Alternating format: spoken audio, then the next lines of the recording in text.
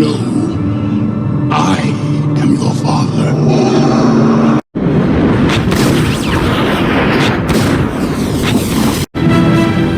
Avengers!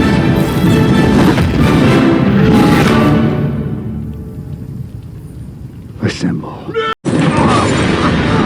I'm Batman. Welcome to Classic Scenes, where we split up, break down, and rank all the best scenes from our favourite films. First up is Christopher Nolan's The Dark Knight. The very first scene of this film is a classic, the heist. The Joker meticulously plans this by implementing game theory, and he turns his crew against each other, forcing them to all kill each other for a larger share until everyone is dead but himself. The specialist robbers are all killed, and the final few are confronted by a bank manager with a shotgun. However, a bus crashes in right at the last second and subdues the manager, and we see for the first time the face of the now infamous Heath Ledger's Joker. I believe whatever doesn't kill you simply makes you stranger. We then cut to a drug deal between a gang boss and Scarecrow, who is only making a small cameo in this film. They are interrupted by our first sighting of Batman, just not the real one. The real Batman crashes in afterwards in a very similar way to the bus. He apprehends the fake Batman and the criminals in a great action scene with quality fighting and great moments, with awesome shots like this, and great lines like this. I'm not wearing hockey pads. We then meet a new main character, Harvey Dent.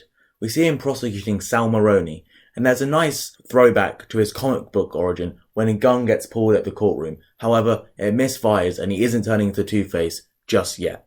He and Gordon then converse, and it is clear the two men don't trust each other. Here, Gordon references Dent is the White Knight of Gotham, which is the first hint of the duality between Dent and Batman. They are two sides of the same coin. You don't have to sell me, Dent. We all know you're Gotham's White Knight. From there, Bruce meets Harvey at a double date between Dent and Rachel and Bruce and Natasha. Harvey defends the ideology of Batman and states this famous line, which is a true motif for the film and Dent's character arc. Hey, fine. You either die a hero, or you live long enough to see yourself become the villain. The second classic scene of the film is the iconic pencil trick scene. Joker enters the mob boss meeting with a calculated laugh, and one of my favourite scenes in all of cinema. I'm gonna make this pencil disappear. It's gone. He proceeds to make an offer for Half. and is called crazy with an interesting reaction. Crazy. I'm not. No, I'm not. Despite this facade, the Joker is not crazy. He is a great planner who once again employs game theory here with his actually very fair offer of half to kill the Batman. After being threatened, he waltzes out with a jacket full of grenades and concludes this truly classic scene. Morgan Freeman's Lucius Fox is then seen for the first time, and Bruce asks for a suit upgrade to protect himself against dogs, which are actually his first main injury in the series. Maybe perhaps Scarecrow's toxin in Batman Begins, but his first main physical injury. How will it hold up against dogs? We talking Rottweilers or Chihuahuas? The film now moves on to Gordon and his men moving in on the mob's money, but to no avail, as the accountant Lau had moved it as we've seen previously. After this, the three heroes of Gotham, Dent, Batman and Gordon, argue about the ways to proceed, and Nolan expertly circles around them, showing how the Joker is already turning these three men against each other. Finally, they come to the conclusion that Batman should retrieve Hong Kong, and it is just as the Joker said. Batman has no jurisdiction. We're on to another great scene. The Joker responds to Gamble's 500 grand for this clown dead. by faking his death before rising up Undertaker style and sticking a blade in Gamble's cheek. Here we hear the first. You wanna know how I got these scars? Hearing the story of an abusive father makes us feel sympathy for the Joker, although we later find out he is an extremely unreliable narrator. This great scene ends with the Joker snapping a cue and making the final 3 gang members fight with it, reflecting the way he is causing the 3 men at the head of Gotham to fight each other. Nolan encapsulates this by using the same circular camera movement with these 3 men as he did the 3 heroes. Batman uses Operation Skyhook in another great scene, the capture of Lau in Hong Kong. Everything about this is so Batman, with specific technology and a great phone diversion. Fun fact, Batman's timers that he puts outside on his bombs actually go off that exact amount of time in film time, which is a lovely trick Nolan uses. His entry and disappearance from the building is amazing, and with the smooth-talking Morgan Freeman, this just has to be a great scene. The mayor and Dent converse in his office, and then what follows is the biggest jump scare in the entire film. Swiftly by you and me.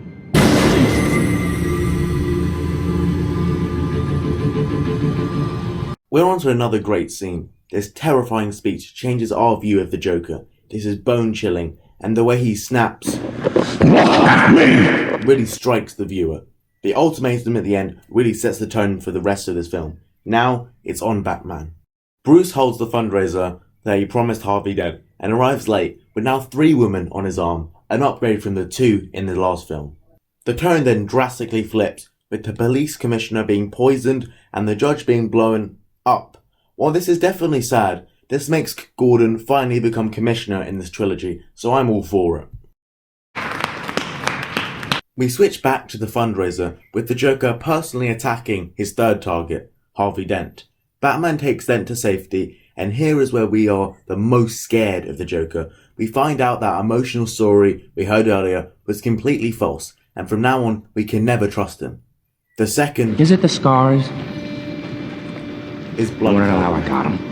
This scene ends with a quick scuffle between the main characters and a typical ending, with both Batman and the Joker staying in character. Let her go. Very poor choice of words. Yet another great scene is next. Alfred and Batman dive into the Joker's psychology, and it shows a lot about Bruce that he still quotes Ra's al Ghul. Criminals aren't complicated, Alfred. This makes it clear that he has so much to learn about criminals and the world before he can defeat the Joker and free Gotham. Alfred is simply amazing in how he analyzes the Joker, and the story about the ruby thief in Burma is brilliant.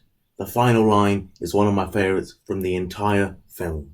Some men aren't looking for anything logical, like money. They can't be bought, bullied, reasoned, or negotiated with. Some men just want to watch the world burn. Batman leaves and finds a horrifying crime scene of Harvey Dent. 2 men who are called Harvey and Dent. Batman shows his detective work now, with a bullet extracting and analysing machine, and on the paper, the mayor is shown to be the next target. It is very nice to see this side from the world's greatest detective, and while many films prior didn't show this and Batman Begins is more about like his ninja aspect, this film really does look into the detective part, which I really do appreciate. Bruce creeps up a building next to the funeral parade of Commissioner Loeb. He finds guards kidnapped and realises the Joker and his gang have switched positions, something that will also happen at the end of the film. Bruce walks next to the windows, which gets shot at, and this alerts Gordon, who dives in front of the mayor, taking the bullet and dying. We see the Joker without his makeup on, although he still does have his scars. This confirms that the Joker puts on the face paint, which can also be seen on any close-up of his hands, as there's always dried paint underneath his nails. After a slight drought, we have another great scene. This is the Dent interrogation. He viciously takes an unstable Joker accomplice and interrogates him. Here we see Dent's psyche start to crack, and this is just an expert way to foreshadow his eventual change. Batman is the sane one here, and Dent is maliciously targeting the schizophrenic. This is a great contrast to the beginning of the film, where Dent seemed fully in control and Batman was clearly the one slightly going over the edge, as he normally does. However now, Dent is so close to going over the line and becoming Two-Face, and he uses his double-headed coin to frighten and intimidate the man, something he will continuously do as his reign as the infamous criminal at the end of the film. Seeing the chaos unfurl around him, Bruce prepares to step in and hand himself over. Alfred urges him to endure the outcry for the greater good, but to no avail, as he reaches the press conference, determined to hand himself over in what he will think will be a saving act of Gotham. However, Dent steps in, saying, I am the Batman. the people of Gotham really should have known that's not how Batman talks. He much prefers to say, I'm Batman. The third classic scene of the film is the car chase. It starts with Harvey in the back of a police van getting escorted to prison, and the Joker pulling up in a truck beside them, increasing with firepower, starting with a handgun, then a shotgun, and finally an RPG. As he aims at the truck with the RPG, the rocket is blocked in a great moment from the Batmobile, which comes soaring over, taking the damage. However, this causes it to crash into the tunnel and get wrecked. The ruined Batmobile changes into the Batpod in an amazing shot, further cementing this as a classic scene. However, what really turns this into the great scene it is the Joker turns his attention to Batman and stands outside the truck in an all-time game of chicken. Come on, I want you to do it. Come on, hit me. Come on, hit me!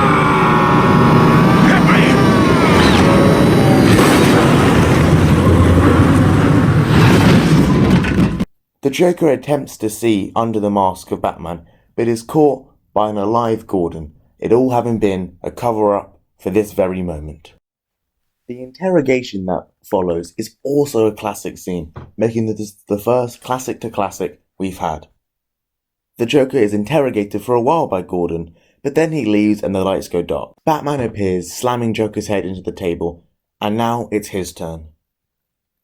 The dialogue between these two characters really cement this film as a masterpiece.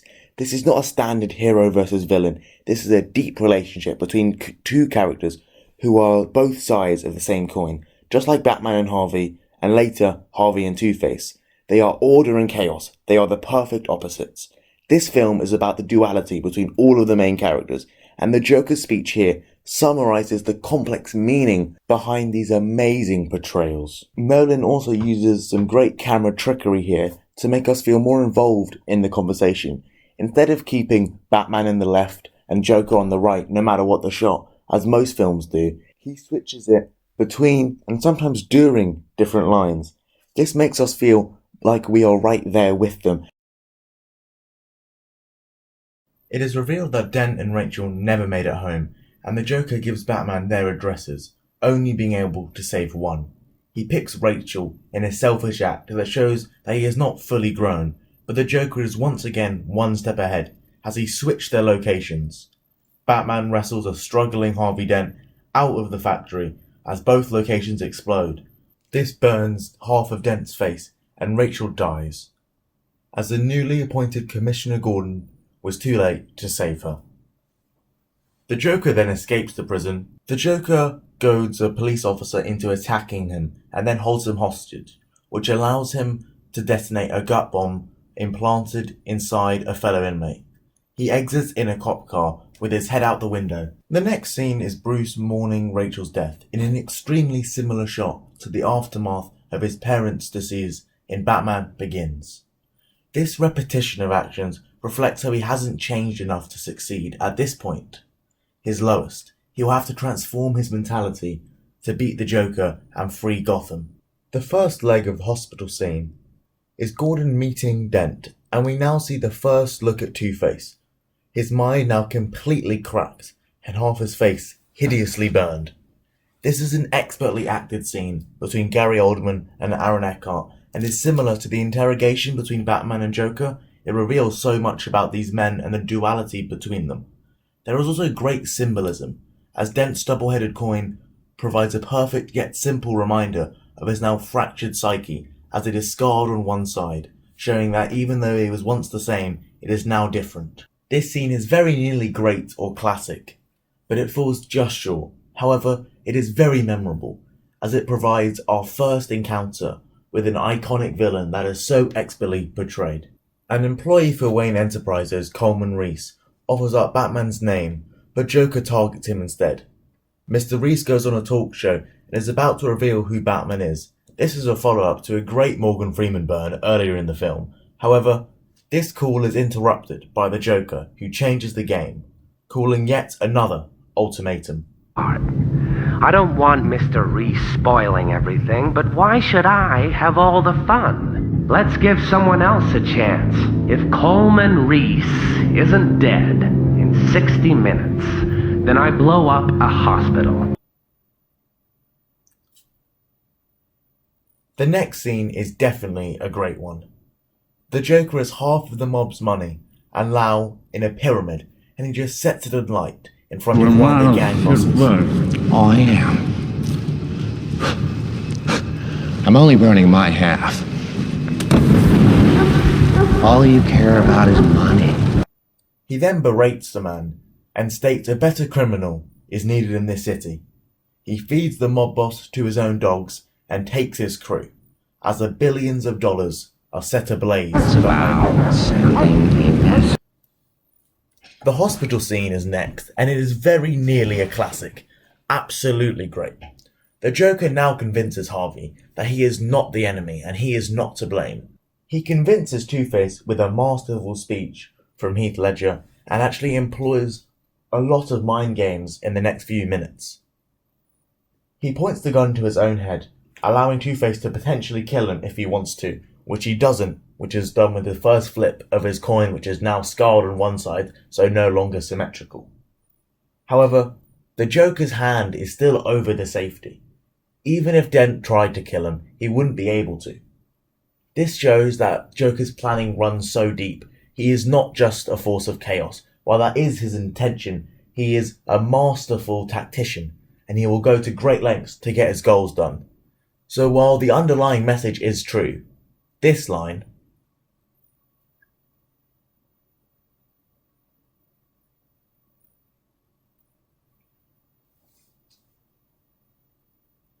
is not. It's just another illusion of power that he transcends to people, in this case, Two-Face. He then sets Dent free and blows up the hospital in a really cool practical effect, and that is a real building being blown up.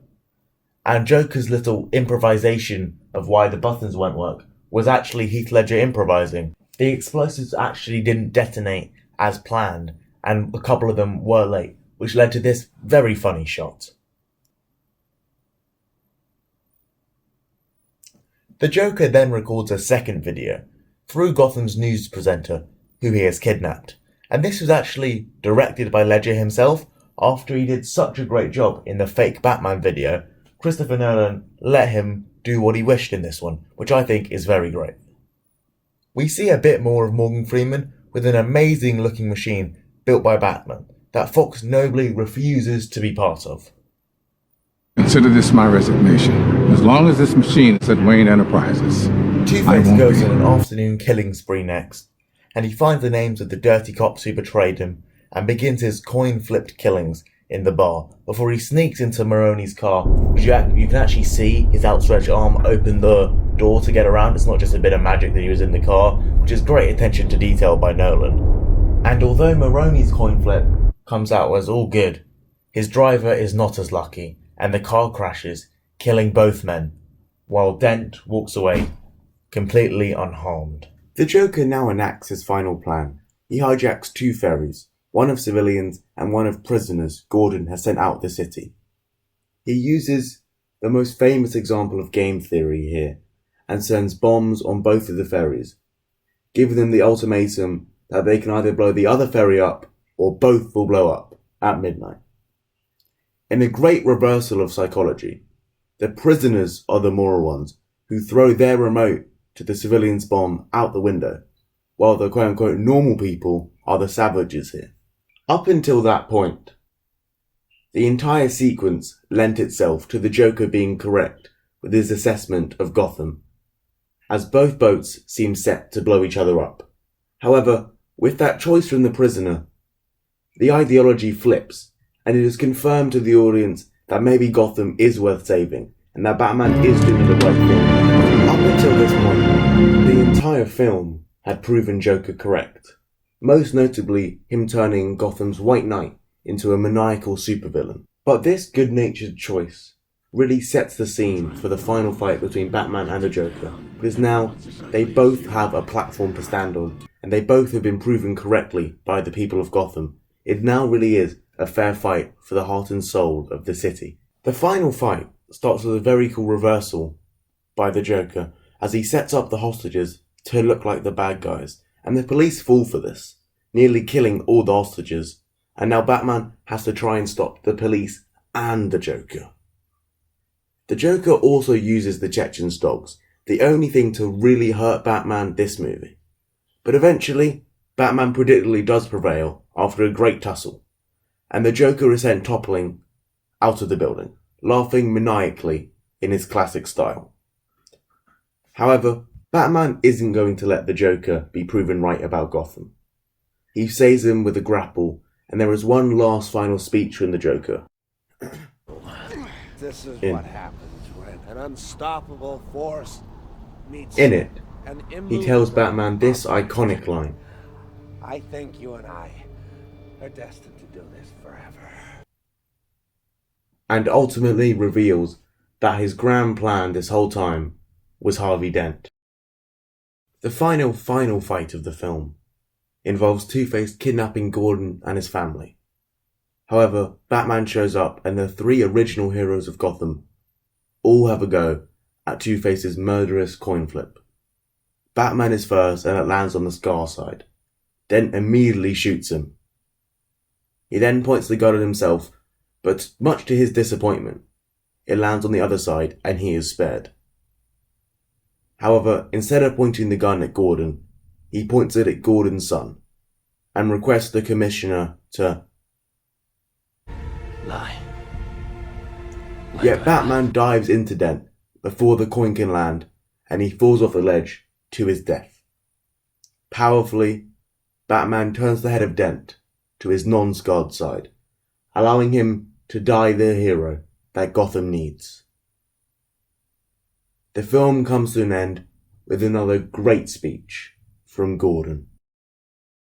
Because he's the hero Gotham deserves, but not the one it needs right now.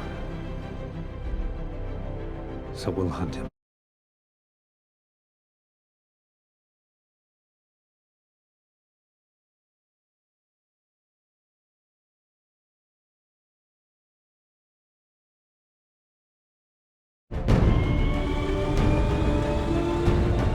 He's a silent guardian, a watchful protector,